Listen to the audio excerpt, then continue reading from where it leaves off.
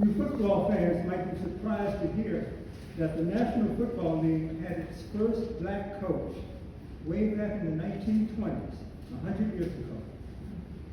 He was Fritz Pollard. Pollard was the first black football player at Brown University in 1915. He was one of the first two black players in the National Football League in 1920. And finally, the head coach of the Hammond, Indiana Pros in the National Football League. However, in 1933, the Washington Redskins owner, George Preston Marshall, not only refused to have black players on his team, he pressured the league to lock Pollard and other head coaches completely, and all black players completely out of the National Football League.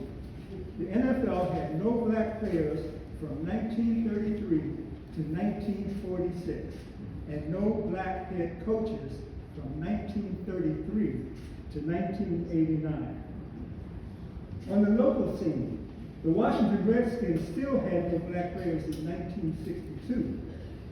The team was scheduled to start playing in the newly built D.C. Stadium, which sat on land owned by the federal government. That was when the Secretary of the Interior threatened to evict them unless they signed a black player. Reluctantly, they drafted Heisman Trophy winner Ernie Davis. However, Davis refused to play for the Redskins, and he was traded to Cleveland for another black player, Bobby Mitchell. Mitchell went on to star for the Redskins for about 7 years and be inducted in the Pro Football Hall of Fame. Bobby Mitchell was the first black player to play for the Washington Redskins. Finally, I would like to add a personal note. I grew up in Washington, D.C., and when Bobby Mitchell came to play for the Redskins in 1962, I was a 15-year-old student just starting high school. At the end of that school year, Mitchell was invited to speak at our sportsman's banquet.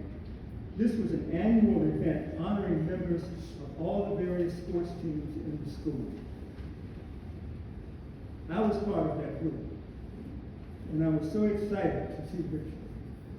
The significance of this event is evidenced by the fact that I still remember the motivating and inspirational message he gave to us that evening.